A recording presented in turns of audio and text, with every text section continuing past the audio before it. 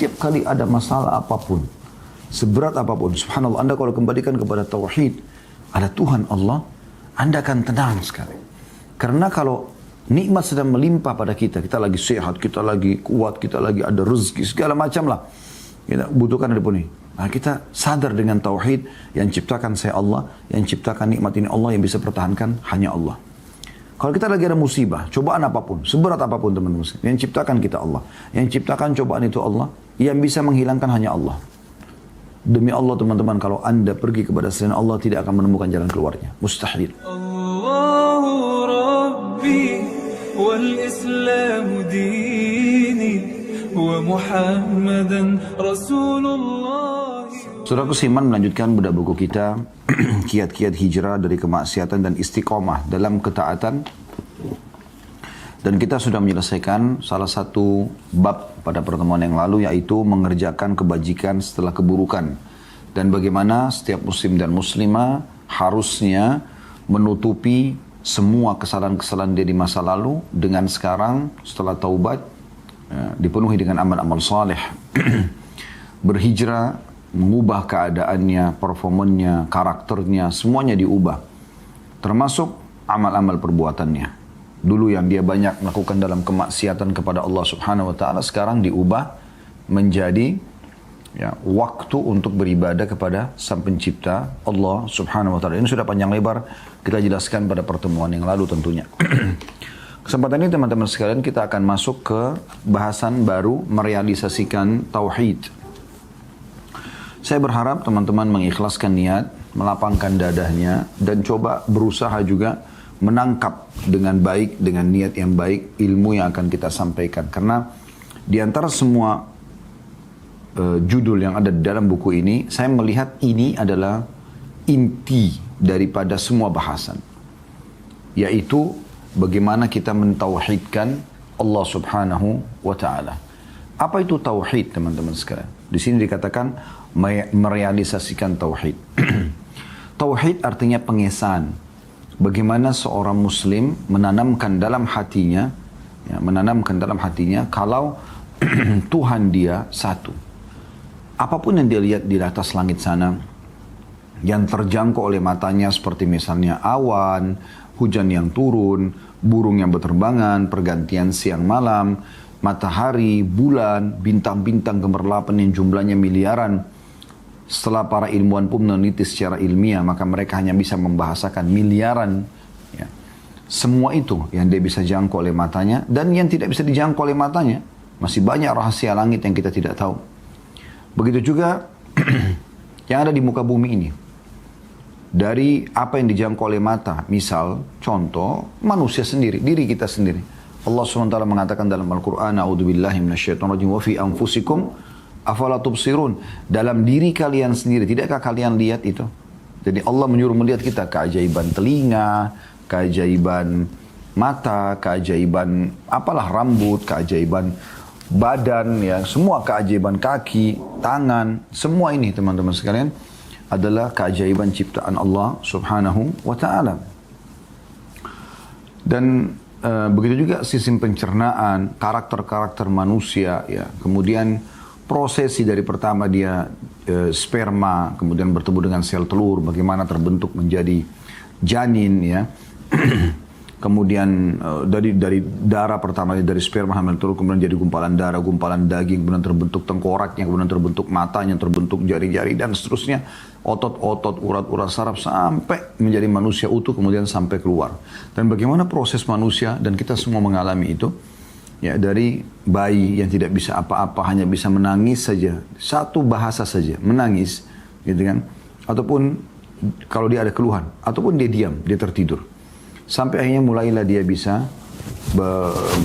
menggerakkan motorik, ya, sudah mulai menggerakkan tangan, mata ada reaksi, tertawa, tersenyum, sampai mulai anak-anak mulai belajar merangkak, kemudian duduk, merangkak, berdiri, berjalan, tertati-tati, sampai akhirnya bisa berlari, kemudian mulai besar, terus saja sampai akhirnya menjadi dewasa, remaja, kemudian berumah tangga, kemudian tua, lalu kemudian mati. Ini semua prosesi yang kita semua tahu. sistem yang sudah ada. Itu juga dengan di sekitar kita. Tumbuh-tumbuhan misalnya. Pohon-pohon, ya, anggur dengan luar biasa indahnya. Di satu tangki ada berapa banyak buah. Bisa sampai kadang-kadang ratusan buah anggur itu sendiri tertancap dengan rapi, tersusun dengan rapi. Ya, dan saking indahnya sampai seringkali dijadikan gambaran oleh para pelukis. Atau dibuatkan imitasi buah anggur yang diletakkan di meja makan misalnya. Ya. Kemudian banyak hal lah yang berhubungan dengan masalah ini. Itu luar biasa gitu. Warnanya ada yang hijau, ada yang hitam, ada yang merah ya. Kemudian muncul pertanyaan sederhana. Siapa yang buat anggur itu? Yang buat kulitnya selembut itu? Ya. Isinya, cita rasanya, aromanya. Siapa yang menata dengan begitu rapi? Bahkan kita manusia teman-teman, saking lemahnya, kita pada saat sudah memetik satu buah dari anggur itu, kita tidak bisa menancapkannya kembali. Pertanyaan sederhana di sini, siapa yang mengadakan ini? Selanjutnya, jeruk. Warnanya yang orange, ya, rasanya yang khas, ya, kemudian bentuknya apel, warna yang khas, bentuk yang khas, cita rasa yang khas, kemudian durian, kemudian manggis, kemudian sebutlah semua buah-buahan yang Anda ketahui. Begitu juga dengan sayur-sayuran. Begitu juga dengan segala jenis rumputan, kemudian pohon-pohon, sampai akhirnya ke pohon beringin yang sangat besar, atau pohon-pohon yang menjulang tinggi ke langit. Lihat di sekitar kita, air yang selalu kita pakai dalam keseharian. Kemudian api, udara. Ya. Kemudian kita juga bisa lihat ya, hewan-hewan. Dari semut yang kecil sampai ke gajah yang besar. Jadi bentuk fisiknya, sistem pencernaannya, sistem pertahanannya, sampai para ilmuwan mengadakan penelitian dan pelajaran khusus tentang masalah itu. Itu saking luar biasanya itu. Ya, bagaimana mereka terkagum-kagum dengan ciptaan yang ada ini, atau semua yang ada ini. Ya. Kemudian juga teman-teman sekalian, dalam lautan. Ya. Itu yang tidak tadi terjangkau ya. Yang tidak terjangkau juga banyak. Yang tidak terjangkau banyak. Ya. Seperti misalnya karakter-karakter, maksudnya tidak terjangkau oleh mata kita ya. Seperti misalnya karakter-karakter. Ya, misalnya emosional, ya, emosi, pemaaf. Kan kita bisa rasakan, tapi kita nggak bisa nampak gitu, nggak lihat ya. Seperti yang tiap hari kita rasakan lapar, haus, ngantuk, capek, ya. Kita bisa rasakan, tapi nyata, tapi kita nggak bisa lihat dengan mata kepala, ya. Itu. Begitu juga di dalam kelautan, di kedalaman lautan. Berapa juta spesies ikan dan hewan-hewan ada di lautan. Dengan karakter-karakternya, dengan luar biasa gitu. Saya sampai pernah lihat ada di kedalaman sekian ribu meter di kedalaman lautan, di tempat yang sangat dingin dan gelap, ada yang hidup ubur-ubur, hewan yang sangat tipis gitu, dan bisa mengeluarkan cahaya karena ada aliran listrik. Itu sudah cukup sebenarnya itu semua teman-teman sekalian, memberikan kepada kita jawaban tentang kalau ada yang bertanya apakah ada Tuhan, maka jawabannya iya. Kelebihannya, Anda sebagai seorang Muslim, Anda sudah diberikan jawaban teman-teman sekalian. Kalimat yang luar biasa, yaitu la ilaha illallah. Ini kalimat tauhid. Yang dikatakan sini, realisasikan tauhid. Tidak ada Tuhan, maknanya pemilik, penguasa, ya, yang menghidupkan, yang mematikan, yang mengurus semua langit dan bumi ini, yang mengatur pergantian siang malam, turunnya air dari awan, dari langit sana, gemerlapnya bintang-bintang, ukuran besar, berputarnya, berjalannya, ya. Tidak pernah ada yang mendahului satu sama yang lain. Kemudian yang ada di bumi, termasuk kita populasi manusia, yang menancap, yang membuat alis kita seperti ini, mata kita seperti ini, hidung, mulut, lidah, suara, bahasa, hewan-hewan, buah-buahan, tumbuh-tumbuhan tadi, semua yang di lautan. Semua ini teman-teman terjangkau oleh mata kita. Dan yang tidak terjangkau oleh mata kita pun, kata kuncinya, la ilaha illallah. Tidak ada Tuhan yang mengurus, yang menciptakan, yang mengadakan, yang memusnahkan. Semua itu kecuali Allah. Anda sudah hafal ayat kursi tentunya sebagai seorang muslim ya. Apa yang kita baca di awal ayatnya, di awal potongan ayat, A'udzu billahi minasyaitonir rajim, Allahu la ilaha illa huwal hayyul qayyum. Al-hayyu al-qayyum. Allah yang tidak ada Tuhan. Gak ada yang menciptakan, mengurus, mengawasi semua yang di langit dan di bumi ini, terjangkau, tidak terjangkau oleh mata kita, kecuali Allah. Dia zat yang maha hidup, al-hayy, dan al-qayyum. Apa maknanya al-qayyum? Yang terus-menerus mengurus makhluknya. Ini teman-teman, kalau kita realisasikan dalam kehidupan kita, maka betul-betul mendatangkan kebahagiaan yang luar biasa. Karena kita tahu, ternyata ada Tuhan yang mengawasi semua. Ada yang menciptakan.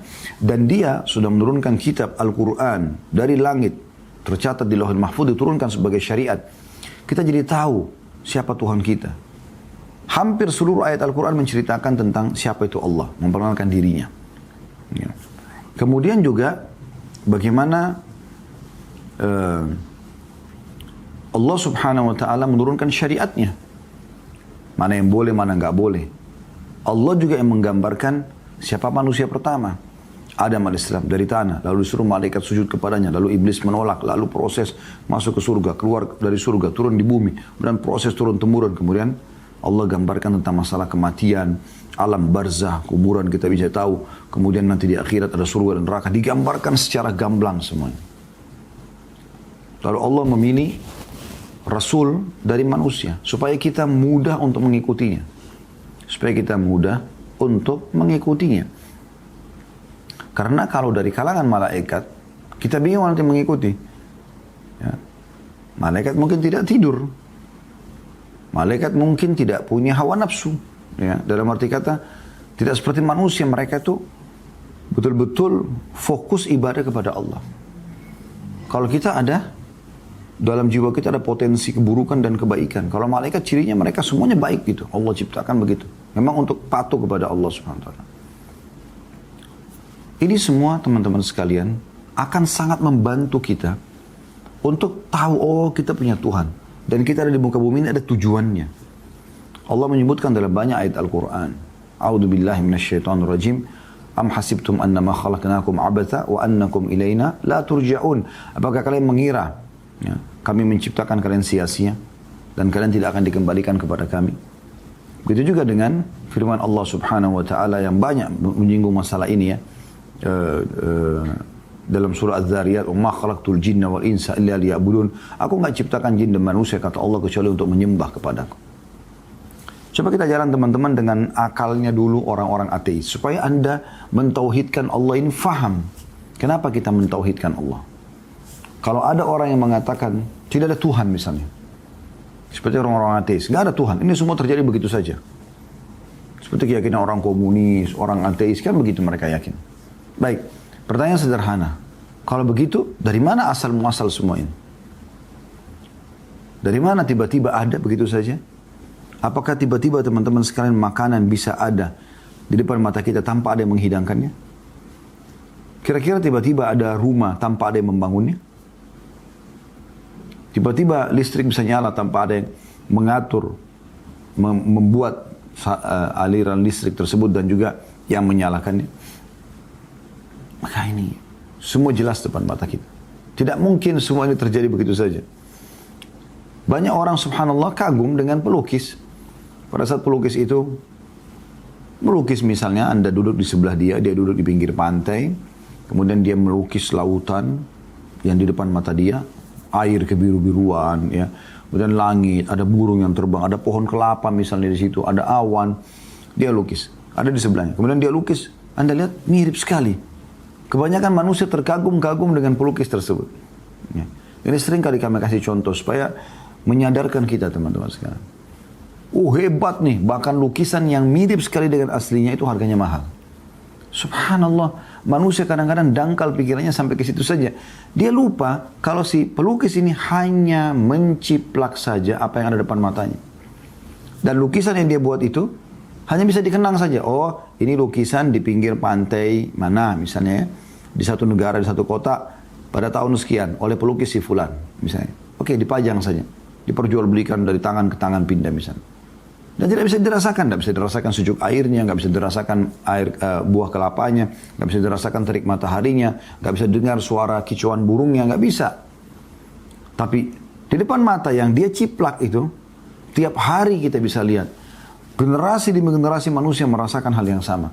Kita bisa rasakan sejuknya dan air lautan, kita bisa rasakan teriknya matahari, kita bisa rasakan manisnya buah kelapa, kita bisa dengarkan kicauan burung yang berterbangan. Itu real, bergerak. Ini cuma lukisan. Mereka puji si pelukis, mereka lupa sang pencipta yang menciptakan itu. Jadi sangat tidak masuk akal sebenarnya kalau ada orang yang berfaham ateis. Karena bagaimana bisa ada sini semuanya? Nggak mungkin kalau nggak ada yang menciptakan. Bahkan dalam diri kita sendiri. Ini ada sistem, kita nggak bisa bantah. Contoh misalnya, mata digunakan untuk melihat. Telinga mendengar, ya, hidung menghirup, lidah dan mulut mengecap dan mengucap, ya, tangan menjamah, misalnya. Kemudian kaki melangkah. Kira-kira teman, ada yang bisa alih fungsikan ini? Misalnya mata digunakan untuk makan, telinga digunakan untuk melihat, hidung digunakan misalnya untuk mendengar, nggak mungkin, tidak bisa. Berarti kan ada satu sistem yang ada dan kita tidak bisa bantah, kan begitu? Makanya satu orang teman-teman sekalian filosof dari negara Arab, dia selalu membantah dengan sekian banyak syairnya tentang keberadaan Tuhan Allah semasa dia hidup. Pada saat dia sudah sakit di ranjang kematian, subhanallah, ya, dia tiba-tiba saja, ya, tiba-tiba saja dia mengucapkan beberapa bait syair dan dia mengatakan di depan murid-muridnya, jitu wala adri bin aina jitu. Saya lahir di muka bumi ini, saya benar-benar nggak tahu dari mana asal saya.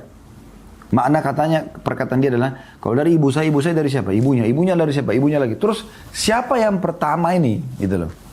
Dia sendiri ateis, dia menolak Tuhan, gitu kan? Tapi dia juga bingung.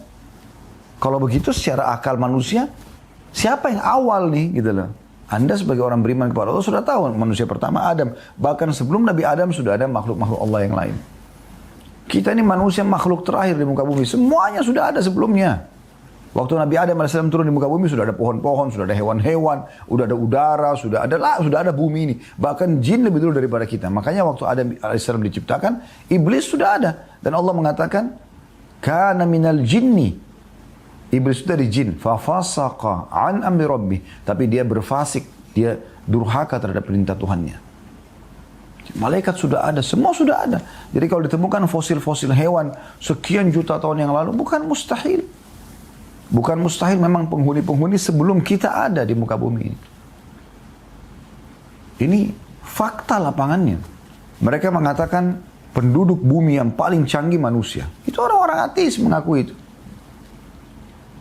Kenapa? Karena kita manusia bisa buat pesawat, bisa buat kereta api, sekarang ada handphone. Entah 10-20 tahun ke depan ada apa kita nggak tahu. Karena memang 20-30 tahun yang lalu kita belum kenal apa-apa, belum kenal handphone, belum kenal yang lain-lain gitu. Ya. Saya ingat dulu waktu kami masih tahun 90-an ya, masih kuliah di Madinah, kami masih kalau telepon ke keluarga masih pakai telepon umum itu, telepon koin ya. Belum ada handphone. Baru ya, sekitar beberapa tahun yang lalu. Maka ini teman-teman sekalian harusnya jadi pernah 30 tahun yang lalu, 40 tahun yang lalu belum ada semua itu. Kedepannya mungkin bisa lebih canggih lagi, gitu kan? Nah, semua yang ada ini teman-teman sekalian, sistem yang ada ini harusnya membuat kita sadar kalau pasti ada yang mengaturin. Orang-orang ateis mengatakan manusia adalah makhluk yang paling canggih. Baik, kita bicara dengan akal mereka sekarang. Kita ini adalah manusia semuanya. Baik, manusia yang dianggap paling canggih, yang mengatakan bisa buat pesawat, bisa buat segala. Saya mau tanya, Siapa di antara kita teman-teman kalau anggur sudah dipetik dari tangkainya bisa ditancapin kembali? Bisa nggak? Itu aja dia paling sederhana. Atau bulu badan dia sendiri dia cabut. Misalnya kayak jenggot, anggaplah rambut dicabut satu. Dia bisa tancapin lagi nggak? Itu rambut aja yang tipis. Misal contoh. Atau kuku yang sudah dia potong, dia bisa tancapin lagi nggak? Itu aja deh pertanyaan sederhana. Maka jelas sekali jawabannya, tidak bisa. Mereka tidak akan pernah mampu, saudaraku sini. Lalu dari mana populasi manusia, dari mana populasi hewan-hewan, dari mana dan mana? Muncul, ya, Darwin juga mengatakan manusia dari kera. Na'udzubillah. Kera, hewan, manusia. Sebagai orang beriman, Anda sudah punya jawabannya luar biasa. Gitu. Anda tidak perlu ikut-ikutan dengan itu. Sampai di Amerika pernah ribut antara pendukung Darwin yang mengatakan manusia dari kera dengan orang-orang waktu itu Nasrani, bukan Muslim ya. Mereka yakin ada Tuhan Allah. Ribut, cekcok, perdebatan sampai masuk pengadilan. Hakimnya bingung. Gimana caranya menengahi? Ini masalah keyakinan. Maka tiba-tiba hakimnya mengatakan, begini aja. Yang mengaku keturunan kera ke sebelah kiri saya. Yang mendukung teori Darwin pun tidak mau ke sebelah kiri, tidak mau dianggap keturunan kera. Lalu kenapa harus mengaku keturunan kera? Kera berbeda. Manusia berbeda. Dan siapa di antara kita teman-teman pernah lihat sekarang ada kera? Kalau betul manusia dari kera, harusnya sampai sekarang dong berjalan. Harusnya sampai sekarang. Siapa di antara Anda yang pernah menyaksikan kera berubah jadi manusia? Coba datangkan mana buktinya. Kalau memang itu betul terjadi, harusnya kan bisa terus terjadi, ya, perubahan itu kan. Terus, jadi tidak perlu lagi manusia hamil punya anak manusia lagi, tidak perlu. Sudah dari kera selalu berubah menjadi manusia kan gitu. Burung-burung dari kadar reptil, bagaimana caranya? Ini fosil temukan beda walaupun sekian ribu tahun yang lalu tetap sama ya, burung-burung ya, reptil beda sekali.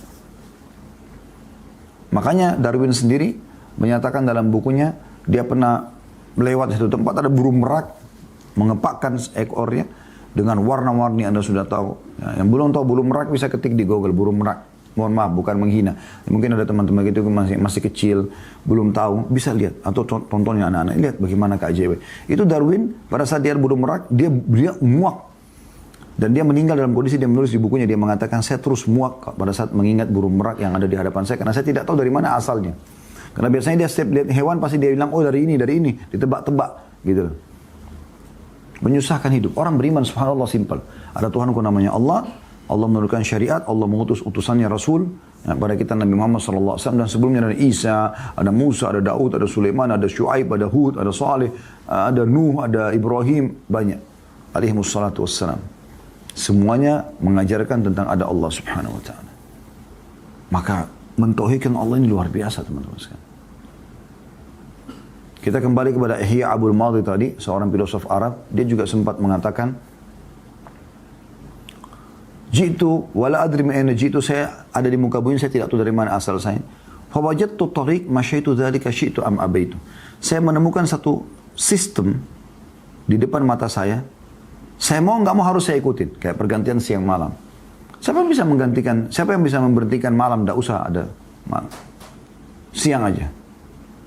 Nggak ada yang bisa. Siapa yang bisa melawan sistem lapar? Lapar aja. Siapa yang bisa melawan sistem haus? Dan coba dia ganti, misalnya, pada saat dia lapar, ya, dia tidur. Dia ganti. Pada tidur kan tuh orang kalau capek, ngantuk ya. Tetap tidak bisa. Bangun pasti lapar. Harus makan. Sistemnya makan. Kalau nggak makan nggak hilang laparnya. Kan begitu. Coba Anda bayangkan. Ini ada sistem. Siapa yang buat sistem ini? Nggak mungkin kalau nggak ada yang buat sistem ini. Kan gitu. Haus. Siapa yang buat sistem? Kenapa kalau haus harus minum? Sistemnya kan begitu. Nggak bisa. Kalau makan nggak bisa. Tidur nggak bisa. Tetap haus. Anda bertahan mati. Kalau tidak mau minum. Capek. Tidur. Istirahat. Bukan makan, Anda makan, tidak ada gunanya. Pasti ngantuk. Lama-lama kalau Anda tahan, Anda tidur di pinggir jalan. Bersin, ada yang bisa tahan bersin? Tidak bisa, susah. Gitu. Jadi ada sistem yang tidak bisa terbantahkan teman-teman. Subhanallah, Anda kalau mentauhidkan Allah SWT hidup tenang. Saya punya pengalaman pribadi teman-teman. Setiap kali ada masalah apapun, seberat apapun, subhanallah, Anda kalau kembalikan kepada tauhid, ada Tuhan Allah, Anda akan tenang sekali. Karena kalau nikmat sedang melimpah pada kita, kita lagi sehat, kita lagi kuat, kita lagi ada rezeki, segala macam lah. Kita butuhkan ada pun ini. Nah, kita sadar dengan tauhid, yang ciptakan saya Allah, yang ciptakan nikmat ini Allah, yang bisa pertahankan hanya Allah. Kalau kita lagi ada musibah, cobaan apapun, seberat apapun teman-teman, yang ciptakan kita Allah, yang ciptakan cobaan itu Allah, yang bisa menghilangkan hanya Allah. Demi Allah teman-teman, kalau Anda pergi kepada selain Allah, tidak akan menemukan jalan keluarnya. Mustahil. Walaupun ada konsultasi dengan 1000 manusia.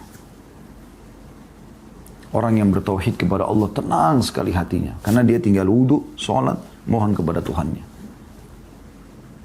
Itu kan luar biasa gitu. Jadi, merealisasikan tauhid ini bukan hal yang ringan, hal yang luar biasa. Dan terlalu banyak bukti kalau Allah itu pencipta. Terlalu banyak bukti.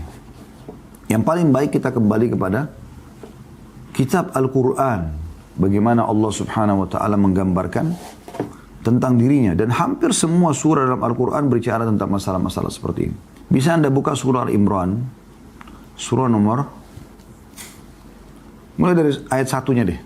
Ya, beberapa ayat ke depan kita baca. A'udzubillahi minasyaitonir rajim. Alif Lam Mim.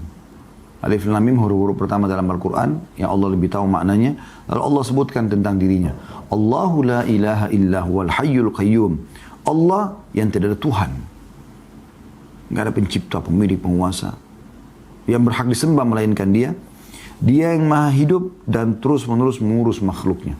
Populasi ada, memberikan makan, menurunkan hujan, menggantikan siang malam. Lalu Allah mengatakan, Nazzala alaikal kitaba bil haqqi musaddiqan lima baina yadayhi wa anzala at-taurata wal injil. Dia yang telah menurunkan Alkitab Al-Quran kepada Muhammad dengan sebenarnya dan membenarkan kitab yang telah diturunkan sebelumnya dan menurunkan Taurat juga Injil. Ada kitab-kitab yang turun bisa kita baca, mengenal siapa Allah subhanahu wa ta'ala. Min qablu hudan linnasi wa anzala al-furqan. Innal ladzina kafaru bi ayatillahi lahum adzabun syadid wallahu azizun dzuntiqam. Sebelum Al-Quran diturunkan Taurat dan Injil, menjadi petunjuk bagi manusia dan dia menurunkan Al-Furqan. Al-Quran maksudnya ya, pembeda antara hak yang batil disilakan dengan Al-Furqan. Sesungguhnya orang-orang yang kafir terhadap ayat-ayat Allah, tidak mau beriman pada Al-Quran, akan memperoleh siksa yang berat. Dan Allah maha perkasa lagi maha berat atau memiliki siksaan. Ayat 5-nya, Inna Allah la yakhfa alaihi syai'un fil ardi wala fis sama'. Sesungguhnya bagi Allah tidak ada satupun yang tersembunyi di bumi, tidak juga di langit. Semua Allah tahu. Itulah Tuhan. Ayat 6-nya, Huwallazi yusawwirukum fil arhami kaifa yasha, la ilaha illa huwal azizul hakim. Dialah yang telah membentuk kamu dalam rahim sebagaimana dikehendakinya. Tidak ada Tuhan yang berhak disembah melainkan Dia yang maha perkasa lagi maha bijaksana. Dari mana teman-teman sekalian sperma, sel telur bertemu? Ya, kalau Anda belum tahu, Anda bisa lihat teman-teman sekalian bagaimana prosesi itu. Saya pernah nonton cuplikan secara ilmiahnya. Bentuk sperma seperti apa. Dan berapa miliar sperma itu yang tertumpahkan dari kemaluan laki-laki pada saat dia klimaks itu. Banyak gumpalan-gumpalannya. Itu ada miliaran sperma kecil-kecil. Dan sperma itu subhanallah secara ilmiah dipelajari oleh para ilmuwan. Ada bagian kepala, ada bagian badan, ada bagian ekor. Dan ekor itu bergerak. Jadi kayak cacing gitu, ini bergerak. Itu yang mendorong sperma masuk terus ke rahim. Gitu kan. Dan yang luar biasa sperma ini pada saat masuk di rahim, rahim itu punya sistem pertahanan zat asam yang luar biasa yang bisa menyelamatkan rahim dari serangan-serangan dari luar, penyakit-penyakit. Maka dia bisa mematikan sperma. Dari sekian miliar sperma ini banyak yang mati. Yang lolos cuma 1, 2. Kalau 2 berarti kembar nanti ya. 1 kebanyakan kayak kita sekarang. Anda mayoritas manusia adalah cuma 1. Jadi kita ini pemenang dari sekian miliar ya sperma, calon sperma yang gagal. Dan yang luar biasa secara ilmiah dipakai kamera canggih itu jadi nyata ya bagaimana sperma itu jalan di rahim gitu. Pada saat dia berkumpul gitu ya. Itu diadakan penelitian para ilmuwan, tapi tentu tidak diperlihatkan wanitanya. Cuma kayak ada kamera, dia kayak bergerak si sperma ini di satu tempat, kemudian ada yang mati-mati dan ada yang lolos gitu. Nah, kemudian datangkan ilustrasi ilmiahnya. Nah, yang lolos ini dia jalan, teman-teman sekalian. Yang luar biasa dia seperti punya petunjuk dia harus kemana. Jadi dia jalan terus di rahim itu. Perjalanan dia cukup jauh. Kalau kita mungkin pendek aja, tapi bagi sperma itu jauh sekali dia jalan gitu kan. Kemudian diperlihatkan juga sel telur. Sel telur itu lebih halus daripada debu. Secara ilmiah ya. Dia keluar, diproduksi dari pinggul ya, atau sisi kanan dan sisi kiri perempuan yang bertukar-tukaran setiap bulannya. Dia keluar. Dia lebih halus. Kemudian dia tuh akan jalan di sisi rahim. Di sisi rahim itu ada rambut-rambut halus. Secara ilmiah diperlihatkan waktu itu ya. Kemudian sel telur ini akan di bawah. Dan rambut-rambut ini subhanallah searah semuanya. Ya, seperti ditiup oleh angin, itu searah. Ini ilustrasi ilmiahnya ya. Tidak diperlihatkan aslinya sebenarnya. Tapi dilihatkan sel telur itu jalan. Dia bilang, kata para ilmuwan tersebut, kalau seandainya, ini asalnya dari bahasa asing ya. Kalau seandainya satu saja rambut-rambut yang berjejer yang akan menukil sel telur itu lawan arah, dalam arti kata bukan searah dia, seirama, jadi kayak pohon yang berjalan searah begitu, sehingga sel telur ini bisa jalan terus menuju ke depan, maka mungkin sel telur tidak akan sampai.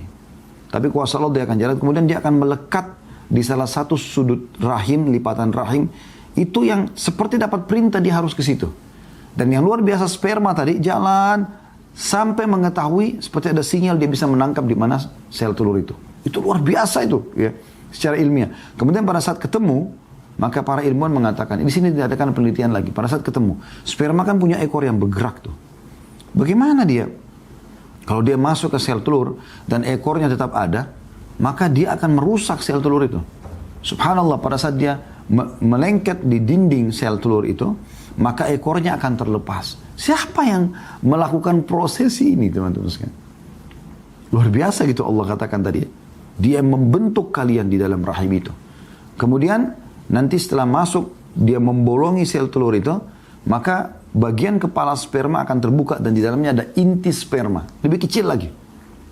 Nah itu pada saat ketemu nanti akan terjadilah interaksi antara sel telur sama sperma ini sampai berubah menjadi gumpalan darah, sampai menjadi daging, sampai menjadi bentuk. Dan itu membentuk teman-teman tulang, kepala, tengkorak manusia. Kemudian semua rangka-rangka tubuhnya, kemudian mulai terbentuk bola matanya, otot-otot, urat saraf, dan seterusnya. Sampai kulitnya, ya, sampai rambutnya, semua begitu. Siapa orang yang bisa mengatakan dia yang buat ini, teman-teman? Tidak ada yang pernah mengaku kecuali Allah subhanahu wa ta'ala. Anda buka lagi surah Al-An'am, surah nomor 6. Kita lihat ayat 1-nya misalnya. Ayat 2. Dan seterusnya. Allah mengatakan, A'udzubillahi minasyaitonirrajim. Al-An'am, surah nomor 6, ayat 1. Kita mulai dari ayat 1 maksud saya. Alhamdulillahilladzi khalaqas samawati wal arda wa ja'ala adh-dhulumati wan nur thumma alladhina kafaru bi rabbihim ya'dilun. Segala puji bagi Allah yang telah menciptakan langit dan bumi. Menciptakan dari tidak ada menjadi ada. Gitu kan? Tidak usah bicara menciptakan langit dan bumi. Manusia suruh tolak saja hausnya tadi. Dan suruh dia alihkan dari selain minum. Ada nggak sistem itu? Dia bisa buat nggak sistem lain? Tidak bisa. Segala puji bagi Allah yang telah menciptakan langit dan bumi dan mengadakan gelap dan terang, siang dan malam. Namun orang-orang kafir mempersekutukan sesuatu dengan Tuhan mereka. Lalu Allah bilang, Huwallazi khalaq, ini ayat 3, ayat 2-nya. Huwallazi khalaqakum min tinin thumma qada ajalan wa ajalun musamman 'indah thumma antum tamtarun. Dialah yang telah menciptakan kamu dari tanah, sudah itu ditentukanlah ajal kematianmu. Semua kita pasti akan mati. Siapa yang bisa tolak kematian? Dan ada lagi satu ajal ada di sisinya yang dia sendiri yang mengetahuinya. Kemudian kamu masih ragu-ragu tentang bangkit tersebut, artinya akan dibangkitkan kita pada saat sudah mati itu. Ayat 3-nya, wa huwallahu fis samawati wa fil ard ya'lamu sirrakum wa jahrakum wa ya'lamu ma taksibun. Dan dialah Allah yang berhak disembah baik di langit maupun di bumi. Dia mengetahui apa yang kamu rahasiakan dan apa yang kamu lahirkan atau nampakkan, dan mengetahui pula apa yang kamu usahakan. Ayat 4-nya, wa ma ta'ti min ayati rabbim illa kanu anha mu'ridin. Namun sayangnya tidak ada satu ayat pun dari ayat-ayat Tuhan sampai kepada mereka, melainkan mereka selalu berpaling darinya atau mendustakannya. Ya. Terus mereka digambarkan Allah SWT, dan ini cukup panjang ya ayat-ayat ini. Saya ambil potongan-potongan awalnya saja. Ya. Kemudian juga kita bisa lihat dalam surah Yunus, surah nomor 10. Kita lihat ayat 1 misalnya. Ini saya coba ambil di awal-awal ayat saja ya. Hampir semua Al-Quran itu isinya memperkenalkan tentang Tuhan Allah Subhanahu Wa Taala. Surah Yunus surah nomor 10 dari ayat 1-nya. A'udzubillahi minasyaitonirrajim. Alif lam ra. Tilka ayatul kitabil hakim. Alif Lam Ra, inilah ayat-ayat Al-Quran yang mengandung hikmah, mengandung ilmu, pengetahuan. Ayat 2-nya, akana linnasi ajaban an auhayna ila rajuli minhum an anzirin nasa wa bashiril ladina amanu anna lahum qadama sidqin inda rabbihim. Qala al-kafiruna inna hadha la sahirun mubin. Patutkah menjadi kebenaran, patutkah menjadi keheranan bagi manusia bahwa kami mewahyukan kepada seorang laki-laki di antara mereka, diutusnya Nabi Muhammad SAW. Berilah peringatan kepada manusia dan gembirakanlah orang-orang yang beriman bahwa mereka akan mempunyai kedudukan tinggi di sisi Tuhan mereka. Orang-orang kafir berkata, sungguhnya orang ini atau Muhammad SAW benar-benar adalah tukang sihir yang nyata. Lalu Allah menjelaskan, kalau yang utus Muhammad adalah ini loh, ayat 4, ayat 3-nya. Inna rabbakumullahu alladhi khalaqas samawati wal arda fi sittati ayyamin thumma istawa 'alal 'arsy. Yudabbirul amr, ma min syafi'in illa min ba'di idzni. Dzalikumullahu rabbukum fa'budu afala tadhakkarun. Sesungguhnya Tuhan kalian adalah yang menciptakan kalian, yang mengadakan malam dan siang, menurunkan hujan. Semua yang tadi kita panjang lebar jelaskan ini adalah Allah. Allah bilang itu. Nama Tuhan itu adalah Allah yang menciptakan langit dan bumi dalam 6 masa. Kemudian dia bersemayam di atas arsy singgasananya untuk mengatur segala urusan. Tidak seorang pun yang akan memberikan syafaat pertolongan kecuali sesudah ada izinnya. Zat yang demikian itu adalah Allah, Tuhan kalian, maka sembahlah dia, patuh dan tunduk kepada dia. Maka apakah kamu tidak mengambil pelajaran? Di ayat 4-nya, ilaihi marji'ukum jami'a wa'adallahi haqqa innahu yabda'ul khalqa thumma yu'iduhu liyajziya alladhina amanu wa amilu salihati bil qista walladhina kafaru lahum syarabu min hamim wa adhabun alimun bima kanu yakfurun. Hanya kepadanya lah kamu semuanya akan dikembalikan. Kita mati dan kita akan dibangkitkan kepada Allah sebagai janji yang benar dari Allah. Ya. Sesungguhnya Allah menciptakan makhluk pada permulaannya, kemudian mengulanginya atau menghidupkan kembali sesudah berbangkit, agar dia memberi pembalasan kepada orang-orang yang beriman dan mengerjakan amal soleh dengan adil. Dan untuk orang-orang kafir disediakan minuman yang panas dan adab yang pedih disebabkan tentang kekafiran mereka. Lalu Allah jelaskan di ayat 5-nya, huwa alladhi ja'ala asy-syamsa dhiya'an wal qamara nuran wa qaddarahu manazila lita'lamu 'adada as-sinina wal hisab ma khalaqallahu dzalika illa bil haqq yufassilul ayati liqaumin ya'lamun. Dialah yang telah menjadikan matahari bersinar dan bulan bercahaya. Ini Allah gambarkan tuh matahari yang kita rasakan triknya. Siapa yang buat? Allah bilang saya yang buat itu. Dan siapa yang pernah mengaku buat? Fir'aun pun dari kalangan manusia yang pernah mengaku sebagai Tuhan, dia tidak pernah bisa, teman-teman sekalian, mengatakan, dia tidak akan pernah bisa mengatakan dia yang membuat matahari. Dan juga ditetapkan oleh Allah tempat-tempat bagi perjalanan bulan itu, supaya kamu mengetahui bilangan tahun dan perhitungan waktu. Allah tidak menciptakan yang demikian itu melainkan dengan benar. Dia menjelaskan tanda-tanda kebesarannya kepada orang-orang yang mengetahui. Di ayat 6-nya, inna fi ikhtilafil laili wan nahari wa ma khalaqallahu fis samawati wal ardi la ayatin liqaumin yattaqun. Dan sungguhnya pada pertukaran malam dan siang. Bagaimana bisa malam datang dan siang malam? Dan tidak ada orang yang bisa nolak ini, harus ikuti sistem ini. Dan pada apa yang diciptakan Allah di langit dan di bumi, bintang-bintang, hujan yang turun, burung-burung yang berterbangan, semua makhluk yang ada di muka bumi ini, benar-benar terdapat tanda-tanda kekuasaan Allah bagi orang yang bertakwa. Jadi Allah ingatkan ini. Dan cukup banyak ayat-ayat Al-Quran ini. Kalau kita telusuri terus akan seperti itu. Ya. Kemudian teman-teman sekalian juga bisa melihat ya, surah Ar-Ra'd. Ya, surah Ar-Ra'd ini surah nomor 13 ya. Kita bisa lihat dari ayat 1-nya. A'udzubillahi minasyaitonir rajim. Alif lam mim ra. Tilka ayatul kitab walladzi unzila ilaika min rabbikal haqq walakinna aktsaran nasi la yu'minun. Alif lam ra. Awal-awal huruf Al-Qur'an ini Allah yang lebih tahu maknanya, itu nama lainnya surah itu ya. Ini adalah ayat-ayat Al-Qur'an dan kitab yang diturunkan kepadamu daripada Tuhanmu adalah benar. Akan tapi kebanyakan manusia tidak mau beriman kepadanya, tentang Al-Qur'annya. Lalu Allah jelaskan yang turunkan Al-Qur'an ini loh. Nah, ayat 2-nya, Allahul ladzi rafa'as samawati bighairi 'amadin tarawunaha thumma istawa 'alal 'arsy wa sakhkhara asy-syamsa wal qamara kullun yajri li ajalin musamma yudabbirul amra yufassilul ayati la'allakum bi liqa'i rabbikum tuqinun. Allah lah yang telah meninggikan langit tanpa tiang sebagaimana yang kamu lihat. Ya, tiang langit tidak ada tiangnya, tapi kokoh tidak rubuh gitu kan. Kemudian dia bersemayam di atas arsy, singgasananya Allah di atas langit. Dan menundukkan matahari dan bulan. Maksudnya, matahari selalu terbit pagi, bulan malam hari. Tidak pernah bertukar-tukaran ini. Masing-masing beredar hingga waktu yang ditentukan sampai hari kiamat. Allah mengatur urusan makhluknya, populasinya, makanannya, segala macam, oksigennya.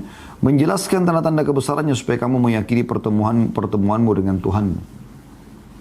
Di ayat 3-nya, وَهُوَ الَّذِي مَدَّ الْأَرْضَ وَجَعَلَ فِيهَا رَوَاسِيَ وَأَنْهَارًا وَمِنْ كُلِّ الثَّمَرَاتِ جَعَلَ فِيهَا زَوْجَيْنِ اثْنَيْنِ يُغْشِي اللَّيْلَ النَّهَارَ إِنَّ فِي ذَلِكَ لَآيَاتٍ لِقَوْمٍ يَتَفَكَّرُونَ. Dan dialah Tuhan yang telah membentangkan bumi. Bumi bentang, kita bisa berjalan. Dan menjadikan gunung-gunung, semua gunung-gunung Allah yang buat. Dan sungai-sungai yang mengalir di antaranya. Dan menjadikan padanya semua buah-buahan, anggur, apel, durian, mangga, semuanya. Dan berpasang-pasangan. Ada pohon jantan betina gitu kan. Allah menutupkan malam kepada siang. Sesungguhnya pada demikian itu terdapat tanda-tanda kebesaran Allah bagi kaum yang mau memikirkan. Di ayat 4-nya, وَفِي الْأَرْضِ قِطَعٌ مُتَجَاوِرَاتٌ وَجَنَّاتٌ مِنْ أَعْنَابٍ وَزَرْعٌ وَنَخِيلٌ صِنْوَانٌ وَغَيْرُ صِنْوَانٍ يُسْقَى بِمَاءٍ وَاحِدٍ وَنُفَضِّلُ بَعْضَهَا عَلَى بَعْضٍ فِي الْأُكُلِ إِنَّ فِي ذَلِكَ لَآيَاتٍ لِقَوْمٍ يَعْقِلُونَ. Dan di bumi ini terdapat bagian-bagian yang berdampingan. Daratan sama lautan gitu kan. Dan kebun-kebun anggur, tanaman-tanaman dan pohon kurma yang bercabang dan tidak bercabang disirami dengan air yang sama. Kita punya pohon, 5 pohon, kita siram dengan sama. Tidak sama ukurannya. Itu tanda-tanda kebesaran Allah. Kami melebihkan sebagian tanaman-tanaman itu atas sebagian yang lain tentang rasanya. Ada yang manis, ada yang asam. Sesungguhnya pada demikian itu terdapat tanda-tanda kebesaran Allah bagi kaum yang berfikir. Terus Allah ajak kita berfikir, teman-teman sekalian. Dan ini cuma contoh-contoh ya. Hampir seluruh ayat-ayat Al-Quran demikian adanya. Allah mengingatkan, Allah mengingatkan, Allah mengingatkan, selalu begitu. Ya. Dan ini kalau kita mau bahas teman-teman cukup panjang. Saya berharap teman-teman bisa kembali ke bahasan kami. Ada di YouTube, di playlistnya bisa lihat. Kenalilah Tuhanmu kau akan bahagia. Kemudian saudaraku inilah pondasi agamamu. Kemudian saudaraku inilah rahasia rezekimu. Ini semua judul-judul yang saya rekomendasikan untuk Anda dengarkan ya. Supaya Anda lebih kuat lagi dari sisi tauhidnya. Kalau Anda sudah yakin semua dengan itu teman-teman sekalian. Dan kita lihat bagaimana baginda Nabi SAW 13 tahun fase Mekah teman-teman. Belum ada jihad, ya, belum ada zakat, belum ada haji. Ya. Perintah sholat pun terjadi setelah Isra Mi'raj tahun ke-11 dari masa kenabian di Mekah. Di Mekah itu penanaman tauhid. Penanaman, jangan sembah berhala, jangan sembah patung ini. Ada pencipta langit dan bumi namanya Allah. Ini loh, saya utusannya kata Nabi SAW. Ini loh ajarannya. Ini halal, ini haramnya. Ini boleh, ini nggak bolehnya. Ini cara mendekatkan diri kepadanya. Ini kitabnya tinggal dibaca. Seperti itu. Dan akhirnya muncullah kader-kader umat ini dari Abu Bakar, Umar, Uthman, Ali, Talha, Zubair, sahabat-sahabat Nabi Ridwanul Alim yang bahkan dapat jaminan surga selama mereka masih hidup di dunia. Itu yang betul-betul mentauhidkan Allah Subhanahu Wa Taala. Ini realisasi yang luar biasa. Anda tidak akan pernah bergantung pada makhluk. Siapapun orang depan Anda, sejahat apapun dia adalah makhluk Allah. Allah mampu kalau Anda mohon kepada Allah untuk melunakkan dia. Siapapun orang di hadapan kita, ya, yang kita senangi dia adalah makhluk Allah. Allah bisa membuat dia juga senang sama kita. Dan segala macam hal Anda bisa minta kepada Allah. Selama bukan pelanggaran agama, maka Allah akan berikan. Dan ini namanya tauhid. Kita kalau bicara tauhid ini teman-teman, tidak akan pernah selesai. Ada bahkan satu kitab, judulnya kitab tauhid. Ada kalau saya tidak salah 66 bab. Itu sudah kami bedah semuanya. Ya. Coba akhir di sini ada kitab tauhid kan. Coba dilihat, ada kitab tauhid yang kami sudah bedah, itu sampai 66 bab hanya untuk membahas masalah tauhid dan juga hal-hal yang bisa membatalkan tauhid itu. Ya. Ya, jadi ini Syekh Muhammad At-Tamimi, kitab tauhid, kemurnian ibadah kepada Allah. Ini sudah kami bedah, ya, seluruhnya insya Allah. Ini kurang lebih, seingat saya ya, 66 bab. Dan judul yang ke-66 itu upaya Nabi SAW dalam menjaga batas-batas tauhid dan menutup segala pintu kesyirikan. Jadi ini bisa juga Anda ikuti insya Allah di playlist YouTube.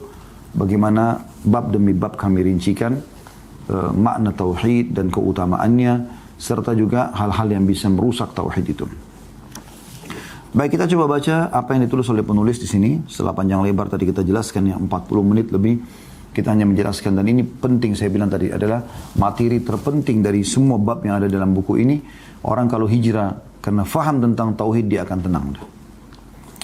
Diangkat dari pertama oleh penulis dari Abdullah bin Mas'ud radhiyallahu anhu, dia berkata, lamma usriya bi Rasulillah sallallahu alaihi wasallam untuhiya bihi ila sidratil muntaha fa utiya thalathan, utiya as-salawatil khamsa wa khawatim suratil baqarah wa ghufira liman lam yushrik billahi min ummatihi syai'a al-mukhimat. Ketika Rasulullah SAW diperjalankan pada malam yang berakhir di Sidratil Muntaha, ya, perjalanan Isra dan Mi'raj, kata Abdullah bin Mas'ud radhiyallahu anhu, beliau diberikan 3 perkara. Yang pertama diberikan sholat 5 waktu. Kemudian yang kedua penutup surah Al-Baqarah, dari mulai lillahi ma fis samawati wa fil ardh sampai akhir ayat. Dan diampuni dosa-dosa besar bagi orang yang tidak menyekutukan satupun dengan Allah dari umat beliau. Hadis ini riwayat Muslim nomor 244. Jadi saksi bahasan kita adalah akhir hadis ini, ya. Dan akan diampuni dosa-dosa siapapun di antara umat Islam yang tidak berbuat kesyirikan. Apa itu syirik? Menduakan Allah, merusak tauhidnya.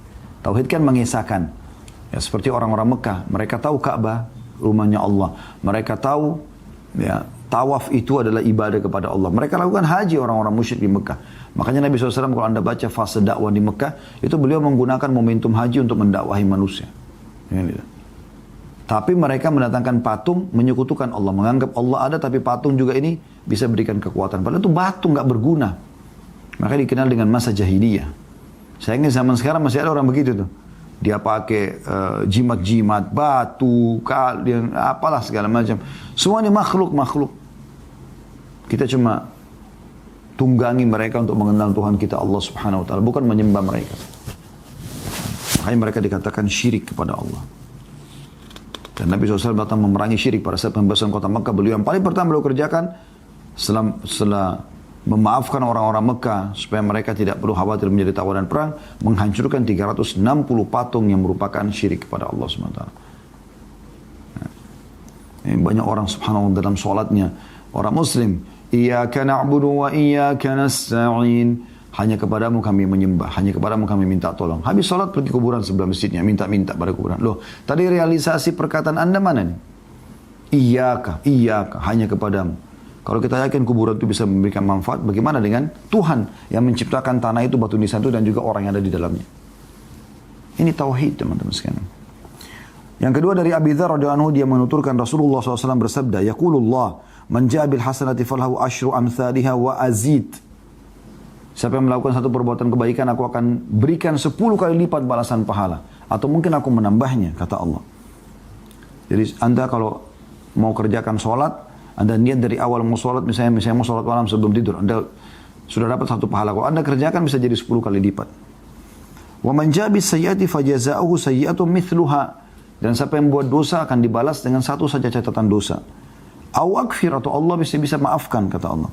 وَمَنْ تَقَرَّبَ مِنِّي شِبْرًا تَقَرَّبُ مِنْهُ ذِرَاءً تَقَرَّبْتُ مِنْهُ ذِرَاءً. Siapa yang mendekatkan diri kepada aku 1 jengkal saja. Dia sedikit saja upaya. Ya. Maka aku akan dekatkan diri kepadanya 1 hasta. وَمَنْ تَقَرَّبَ مِنِّي ذِرَاءً تَقَرَّبْتُ مِنْهُ بَاعًا. Dan siapa yang dekatkan diri kepada aku 1 hasta, maka aku dekatkan diri kepadanya 1 depa. Ya. وَمَنْ أَتَانِي يَمْشِي أَتَيْتُ هَرْوَلَهُ. Siapa yang mendatangkan diri kepada aku dengan berjalan, aku akan datang kepadanya dengan berjalan cepat. Maksudnya Allah lebih dekatkan diri lagi kepadanya. وَمَنْ لَكِيَنِي بِكُرَابِ الْأَرْضِ خَطِيئَةً لَا يُشْرِكُ بِي شَيْئًا لَكِيتُهُ بِمِثْلِهَا مَغْفِرًا. Dan siapa nanti menemui kepada hari kiamat meninggal, asal dia muslim, dia tidak berbuat kesyirikan kepadaku sesuatu apapun, maka aku akan datangkan pengampunan untuknya sebanyak itu juga. Ini keutamaan orang bertauhid. Tidak akan dihukum oleh Allah Subhanahu wa ta'ala. Allah akan loloskan dengan tauhid. Sampai kata Nabi SAW, man kana akhiru kalamihi la ilaha illallah dakhala al-jannah. Siapa yang akhir perkataannya la ilaha illallah pasti masuk surga. Tidak ada Tuhan yang berhak disembah kecuali Allah. Kalimat tauhid kata beliau atau la ilaha illallah, tiada Tuhan yang berhak disembah kecuali Allah, akan bermanfaat pada hari di mana seseorang mencari sesuatu yang dapat membebaskan dirinya. Sebagaimana Nabi SAW bersabda, Inna Allah sayukhallisu rajulan min ummati ala ru'usil khalaiki yaumul qiyamah, fayanshuru alaihi tis'atan wa tis'ina sijila. Kullu sijilin mithlu maddil basar, thumma yakul, atunkiru min hadha syai'a, adhalamaka katabati al-hafidhun. فيقول لا يا ربي فيقول أفلك عذر فيقول لا يا ربي فيقول بلى إن لك عندنا حسنة فإنه لا ظلم عليك اليوم فتخرج بطاقة فيها أشهد أن لا إله إلا الله وأشهد أن محمدا عبده ورسوله فيقول احضر وزنك فيقول يا ربي ما هذه البطاقة مع هذه السجلات قال إنك لا تظلم قال فتوضع السجلات في كفة والبطاقة في كفة فطاشت السجلات وثقلت البطاقة فلا يذكر ما اسم الله تعالى شيء. Sesungguhnya Allah akan memilih seseorang dari umatku, jadi dari umat Islam, bukan orang lain. Kita bicara orang kafir, orang Islam ini. Di hadapan semua makhluk pada hari kiamat, lalu dia Allah membuka baginya 99 catatan. Masing-masing catatan sepanjang mata memandang. Dosa semuanya. Kemudian Allah bertanya, apakah kamu mengingkari ini sedikit pun?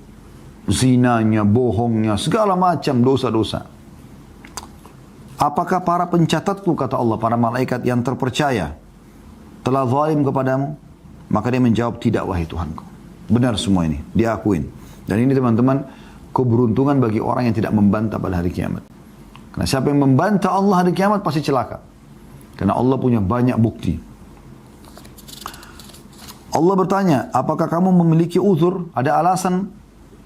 Dia menjawab, tidak wahai Tuhanku. Memang aku melakukannya, dia akui. Lalu Allah mengatakan, ya, tapi kamu memiliki kebajikan di sisiku. Sesungguhnya tidak ada kezaliman terhadapmu hari ini. Lalu dikeluarkanlah sebuah kartu yang padanya tertulis dua kalimat syahadat. Asyhadu an la ilaha illallah wa asyhadu anna Muhammadan abduhu wa rasuluh. Aku bersaksi tiada Tuhan yang berhak disembah kecuali Allah dan Muhammad adalah hamba juga utusannya. Lalu Allah mengatakan, hadirkanlah timbangan.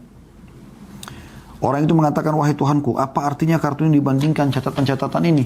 Satu kartu tulisannya syahadat, yang sisanya 99 buku, satu buku seluas pandangan mata, semuanya isinya dosa. Dia heran, bagaimana bisa nanti kartu yang tulisan syahadat ini bisa mengalahkan dosa-dosa ini semua? Karena dia akan diselamatkan ke surga ini. Allah menjawab, kamu tidak akan dizalimi.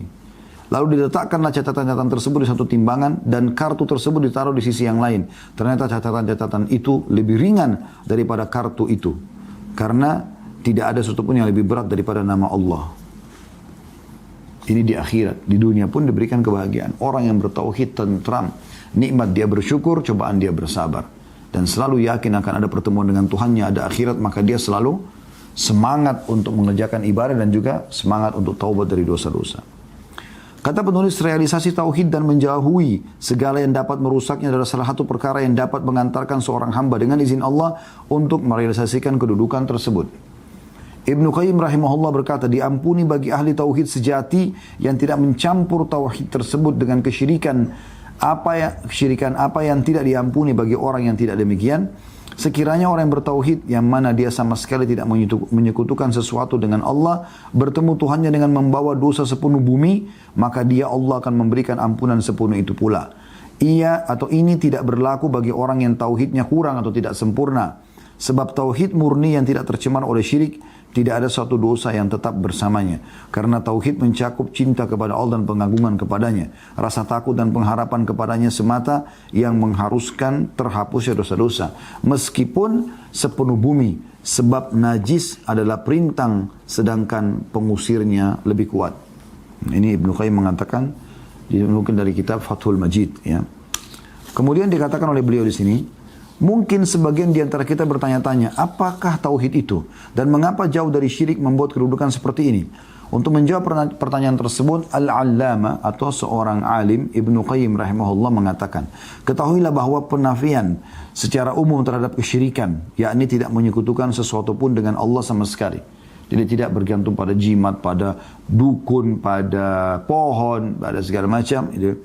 Tidak akan muncul dari orang yang tetap meneruskan kemaksiatan kepada. Saya ulangi, ketahuilah bahwa penafian secara umum terhadap kesyirikan, yakni tidak menyekutukan sesuatu pun dengan Allah sama sekali, tidak akan muncul dari orang yang tetap meneruskan kemaksiatan selamanya. Tidak mungkin orang yang senantiasa melakukan dosa besar dan terus-menerus melakukan dosa kecil, tauhidnya murni, nggak mungkin. Jadi artinya ini nanti akan diselamatkan kalau orang itu memang tauhidnya bersih. Karena kalau orang tauhid kepada Allah, pasti akan muncul di mana dia kalau habis buat dosa, dia menyesal. Dia menyesal gitu ya. Sehingga dia tidak menyekutukan sesuatu pun dengan Allah. Dia tidak menyekutukan sesuatu pun dengan Allah. Ini termasuk sesuatu yang paling mustahil. Dan jangan perhatikan orang yang suka mendebat yang sama sekali tidak memiliki amalan-amalan hati. Bahkan hatinya seperti batu atau lebih keras lagi. Yang mengatakan apa penghalangnya, apa kemustahilannya. Seandainya benar-benar ditentukan demikian, maka tidak ada kemustahilan sama sekali. Biarkan hati yang terfitnah ini dengan bantahan dan kebodohannya. Artinya kalau ada orang mengatakan hadis tadi itu, berarti boleh dong kita buat-buat dosa aja. Toh juga Allah akan maafkan, yang penting kita bertauhid, gitu kan. Yang penting kita bertauhid. Tapi ternyata tidak. Kata beliau bukan seperti itu. Ini orang yang memang bertauhid tapi sempat terjun dalam dosa, lalu kemudian dia kembali kepada Allah Subhanahu wa ta'ala. Ketahuilah bahwa tetap meneruskan kemaksiatan berarti mengharuskan rasa takutnya, hati kepada selain Allah, pengharapan kepada selain Allah, rasa cinta kepada selain Allah, ketundukan kepada selain Allah, dan tawakal kepada selain Allah, yang menjadikannya tenggelam dalam lautan syirik. Dan pemutus dalam hal ini adalah apa yang diketahui manusia dari dirinya. Jadi dia memiliki akal, sebab ketundukan kepada maksiat pasti dilakukan dengan hati sehingga mewariskan rasa takut kepada selain Allah. Dan itu adalah syirik, mewariskan baginya rasa cinta kepada selain Allah dan memohon pertolongan kepadanya dari faktor-faktor yang mengantarkan kepada tujuannya. Jadi maksudnya kalau ada orang yang terus saja melakukan perbuatan dosa, berarti dia sebenarnya tidak mentauhidkan Allah. Ya. Karena dia pasti berarti lebih takut atau lebih sama lawan jenisnya yang sedang diajak berzina misalnya, atau atasannya yang dia terus ikut pelanggaran-pelanggaran, berarti dia lebih takut dengan itu, tidak takut sama Allah, berarti dia bersyirik. Seakan-akan atasannya atau tadi pasangannya itu setara dengan Allah Subhanahu wa ta'ala. Itu yang dimaksudkan di sini. Jadi amalnya bukan demi Allah dan bukan karena Allah. Ini adalah hakikat syirik. Memang benar, boleh jadi dia memiliki tauhid Abu Jahal dan para penyembah berhala, yaitu tauhid rububiyah. Abu Jahal, Abu Lahab, kalau ditanya siapa ciptakan langit dan bumi, mereka mengatakan Allah. Ini namanya tauhid rububiyah, mengesahkan Allah dari sisi penciptaan. Seandainya tauhid rububiyah ini saja dapat menyelamatkan niscaya para penyembah berhala akan selamat. Masalahnya terletak pada tauhid uluhiyah yang membedakan antara kaum musyrikin dan kaum yang bertauhid. Apa itu tauhid uluhiyah? Mengesahkan Allah dari sisi ibadah. Jadi tidak cukup tauhid rububiyah saja, mengesahkan Allah dari bahwasanya Allah pencipta. Karena itu orang-orang Mekah musyrik dulu mengatakan itu. Tapi harus juga memurnikan ibadah. Nggak boleh lagi bergantung pada makhluk seperti menyembah berhala-berhala yang dilakukan oleh orang-orang Mekah tersebut.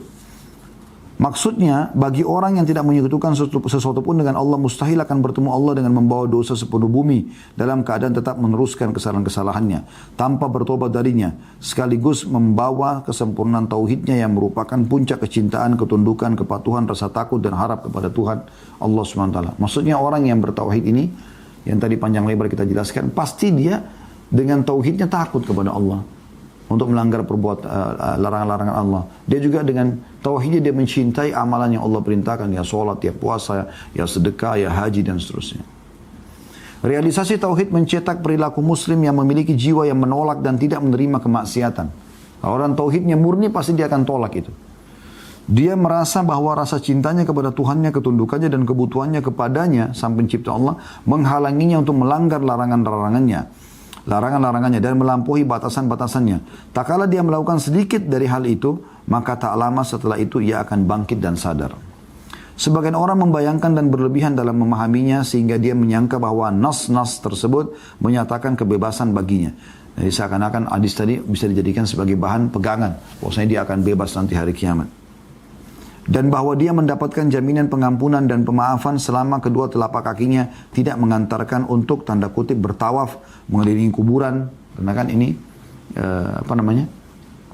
tawaf di kuburan syirik kepada Allah, karena tawaf cuma di Ka'bah. dan dahinya tidak bersujud kepada Allah. Pemahaman ini jauh dari kebenaran dan tidak mengandung kebenaran sedikit pun. Jika benar demikian, lalu apa maksud bahwa ahli tauhid akan disiksa di neraka menurut kadar amal perbuatan mereka? Padahal mereka mengatakan la ilaha illallah dan tidak menyekutukan Allah. Ini tidak lain berarti bahwa pengertian tauhid dan realisasinya serta menafikan syirik itu lebih jauh dan lebih mendalam dari sekedar pandangan pendek yang dilihat oleh sebagian mereka. Artinya ahli tauhid yang akan dikeluarkan dari neraka, ya, kenapa mereka bisa masuk neraka dulu? Karena memang ada di antara mereka yang lalai tapi tidak merusak tauhidnya. Artinya mereka pernah buat dosa, mereka tidak sempat taubat lalu meninggal. Nah, waktu ditimbang ternyata lebih berat dosanya, dia masuk ke neraka dulu. Maka Allah SWT akan keluarkan mereka. Ya. Begitu juga dengan hadis ini. Ini kan dikatakan Allah, kata Nabi SAW, Allah akan memilih dari hamba-hamba dari umatku. Jadi maksudnya ada mungkin orang yang Allah khususkan memang untuk itu. Bukan semua orang akan seperti ini.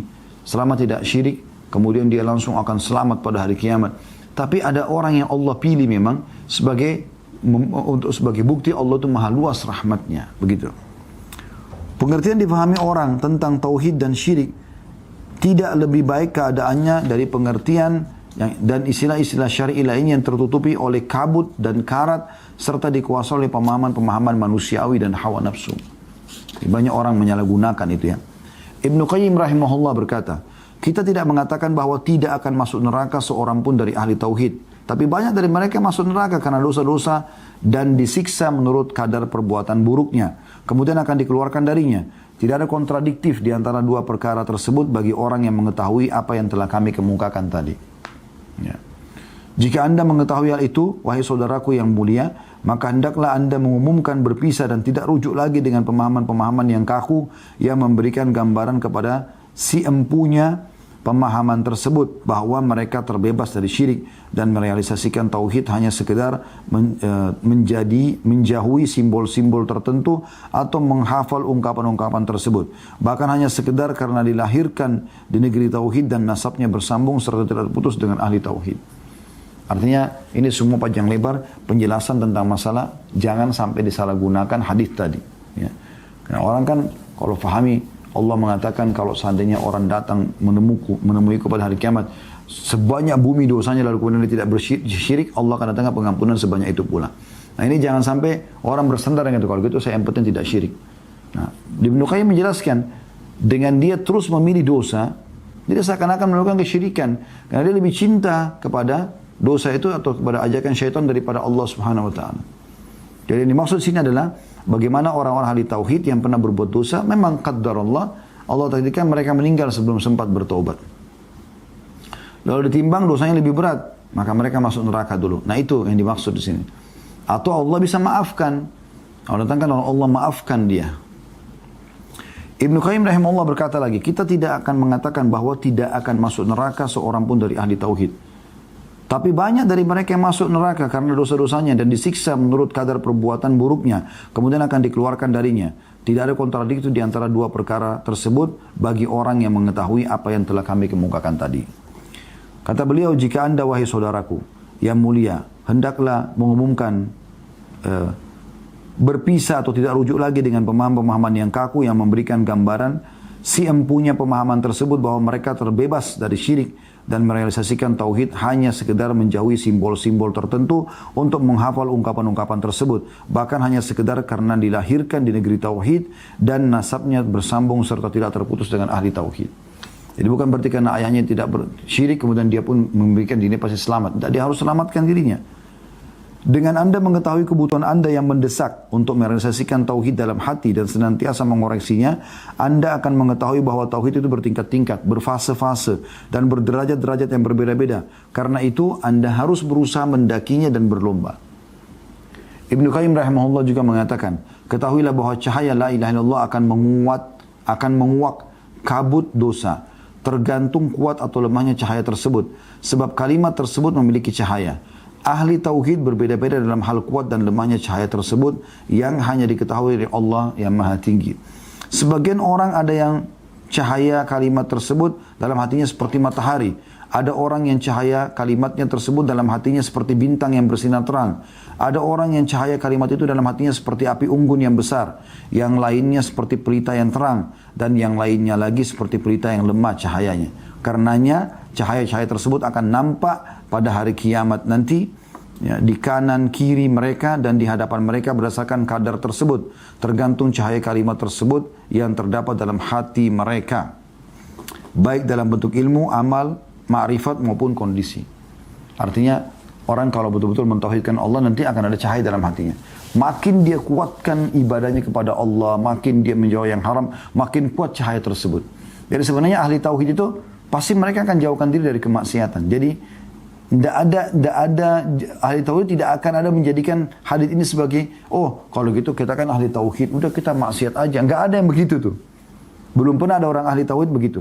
Pasti mereka justru dengan tauhidnya makin dekat kepada Allah. Seperti ada teman-teman di awal ikuti acara kita. Pada saat Anda betul-betul ikuti dari awal ini dan mengikuti bagaimana ayat-ayat yang kita bacakan, bagaimana contoh-contoh yang kita sampaikan, pasti berbeda. Kita akan merasa, oh ternyata saya punya Tuhan ya. Jadi dia takut melanggar, dia juga mau melakukan ketaatan-ketaatan supaya dia mendapatkan apa yang diharapkan dari rahmat Allah Subhanahu wa taala. Jadi begitu. Ya. Dan ini tingkatan-tingkatan tergantung. Kata beliau, karena ahli tauhid itu bertingkat-tingkat dan berbeda-beda sedemikian rupa, maka hasil dan buah tauhid itu di dunia dan di akhirat juga berbeda-beda pula.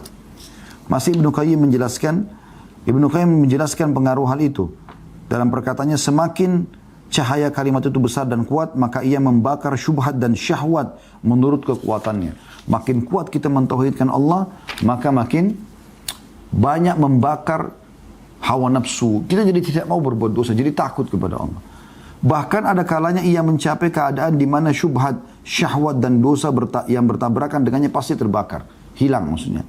Inilah keadaan orang yang benar dalam tauhidnya, yang tidak menyekutukan sesuatu pun dengan Allah. Dosa, syahwat dan syubhat yang mendekati cahaya itu pasti akan terbakar. Ya, jadi dosa yang diikuti dengan hawa nafsu, syahwat, dan juga syubhat. Syubhat ini ragu-ragu, benar enggak sih gitu lah. Ya. Akan hilang. Dosa, syahwat atau syubhat yang mendekati cahaya itu pasti akan terbakar. Langit keimanannya telah dijaga dengan bintang-bintang dari semua pencuri kebaikannya. Pencuri tidak akan bisa mengambilnya kecuali saat lengah dan lalai yang memang hal itu bersifat manusiawi. Jika dia sadar dan mengetahui apa yang telah dicuri darinya, maka dia merampasnya kembali dari pencurinya atau berusaha berkali lipat untuk mencarinya. Dia senantiasa demikian menghadapi para pencuri, baik dari kalangan jin maupun manusia. Bukan seperti orang yang sengaja membuka pintu ke perbendaharaannya untuk mereka dan punggungnya berpaling dari pintu tersebut. Karena itu marilah kita umumkan, wahai saudaraku yang mulia, untuk merealisasikan tauhid dalam hati kita dan memenuhinya dengan kecintaan kepada Allah dan mengagungkannya, serta membebaskan diri dari ketergantungan dengan selainnya dan menghadapkan diri kepada selainnya. Jadi tinggalkan semua selain Allah SWT, dan ketahuilah kesimpulannya adalah tauhid bertingkat-tingkat tergantung daripada bagaimana kita mengenal Tuhan kita Allah. Makin kuat tauhid tersebut, cahayanya makin kuat, makin menghilangkan semua syahwat dan syubhat dari hati kita. Allahu a'lam. Kita akan masuk insyaAllah pertemuan akan datang nanti dengan judul baru, jangan berpisah dengan orang-orang baik. Ini termasuk salah satu subjudul yang akan kita bahas insyaAllah berhubungan dengan masalah hijrah.